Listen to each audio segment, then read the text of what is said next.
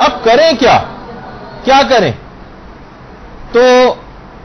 دیکھیے جلدی جلدی ہم بات کو بیان کرتے ہیں، لیکن ایسا نہیں کہ بس ابھی یہ 5 منٹ میں ہی میں بتاؤں گا کہ کیا کریں، اس کے علاوہ بس ابھی بتا دیا تو بتا دیا، ورنہ اس کے بعد تو ہم کو عمل نہیں، آپ کو اس کے بعد خود سے تحقیق کرنا ہے، پوچھنا ہے، علماء سے دریافت کرنا ہے، اپنی زندگی کا مقصد اور تعین کرنا ہے، لیکن ایک عمومی طور پر کہ آپ کی کیا ذمہ داریاں، آپ کے فضائل اور آپ کے مناقب بیان کیے جائیں، ایسی محفلوں کا انعقاد جیسے کہ ابھی تذکرہ ہوا۔ دوسرا فریضہ ہے کہ آپ خود بھی ان محافل اور ان مجالس میں شریک ہوں، جہاں پر بھی امام کے سلسلے میں اس قسم کا کوئی کام ہو رہا ہے آپ کو چاہیے کہ ان محفلوں میں شریک ہوں، ان مجالس میں آپ شریک ہوں۔ تیسری ذمہ داری یہ بنتی ہے کہ آپ ان کے فضائل اور مناقب کو نشر کریں، کتابیں اس سلسلے میں اگر کوئی لکھی جا رہی ہے امام اس میں آپ کنٹریبیوٹ کریں، اپنا مالی حصہ ڈالیں، اس کو ادھر سے ادھر اگر چھپ چکی ہے کتاب ایک دوسرے کو تحفے کے اندر آپ دیں، اس کے اوپر اپنے پیسے کو خرچ کریں، خود امام کی ایک حق ادا ہوگا جو آپ کریں گی کام۔ اگلا آپ کی ذمہ داری کہ آپ ان کے فراق میں روئیں اور دوسرے لوگوں کو رلائیں، یہ بھی ایک فریضہ۔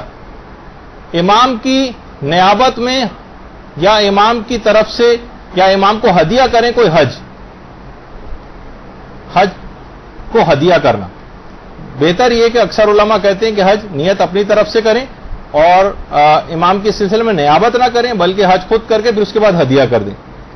آیت اللہ بہجت وغیرہ کے سلسلے میں رجحان تھا۔ یا پھر یہ کہ امام کے لیے کوئی جا رہا ہو حج پہ تو آپ کہیں کہ امام زمانے کی طرف سے میری طرف سے ان کے لیے طواف کرنا یا ان کے لیے کوئی عمرہ بجا لانا، یہ خود جا سکتے ہو تو خود یہ کام کریں، ورنہ کسی کو نائب بنا کر بھی بھیجیں، یہ بھی ایک ذمہ داریوں میں سے۔ اور حضرت حجت کی طرف سے معصومین کے جو روضے ہیں ان کی زیارت انجام دیں، جہاں جہاں بھی کوئی شخص زیارت کے لیے جا رہے ہیں ان سے آپ کہیں کہ میری طرف سے بھی نیت کر لینا، خود اگر ان زیارت کے سفروں کے اوپر جا رہے ہوں تو حضرت حجت کی طرف سے یہ تمام زیارتیں کریں اور اس کے بعد ثواب ان کو ہدیہ کریں۔ آپ سے استغاثہ کریں، بہت سے استغاثے بہت اہم ہیں جو انشاءاللہ آج موقع نہیں کبھی اور آپ کی خدمت میں بیان کیے جائیں گے۔ آپ کے وسیلے سے شرعی حاجات طلب کریں، امام زمانہ کو وسیلہ بنائیں اس سلسلے میں اور حاجات طلب کریں، جیسے کہ اب آغا سیستانی کے لحاظ سے آج رات جو ہے وہ آپ لوگوں کی شب نیمہ شعبان ہے، اور آغا خوئی کے حوالے سے کیونکہ عراق اور ایران وغیرہ کے اندر کیونکہ آج منائی جا رہی تو آج ان کا دن ہے اور کل شب گزر چکی ہے ان کے لحاظ سے، تو بہرحال آپ کے وسیلے سے شرعی حاجات طلب کریں، خدا کی بارگاہ میں آپ کو شفیع بنائیں، شفاعت طلب کریں، اور لوگوں کو آپ کی طرف بلائیں، رہنمائی کریں کہ امام زمانہ کا ذکر کریں، بار بار ایسی محافلوں میں لوگوں کو کھینچ کھانچ کے لے کر آئیں، ایسے پروگراموں کا انعقاد کروائیں، خود کو تمام اخلاقی رذائل سے اور برائیوں سے بچانے کی کوشش کریں،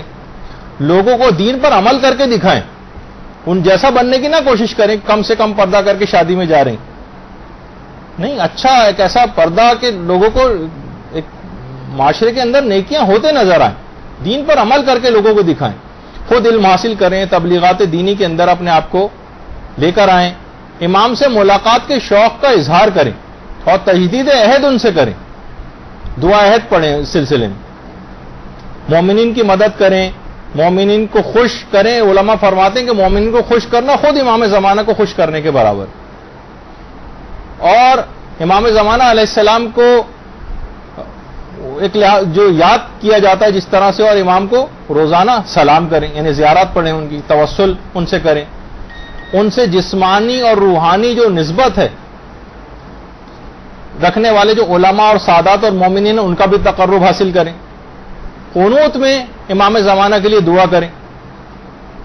قنوت میں حضرت حجت جو خود قنوت پڑھتے ہیں، آیت اللہ سید نصر اللہ مستنبت جو کہ خود آیت اللہ خوئی کے داماد تھے، وہ فرماتے ہیں کہ میں نے خود حرم امیر المومنین میں حضرت حجت کو ان کی دل نشیں آواز میں قنوت پڑھتے سنا تھا، اور اس اللہم صلی علی محمد و علی محمد،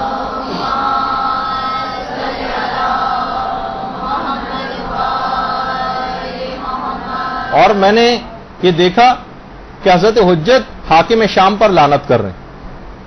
باقاعدہ وہ جملے بھی انہوں نے جو ہے وہ نقل کی. برحمتک یا ارحم الراحمین وصلی اللہ علی محمد وآلہ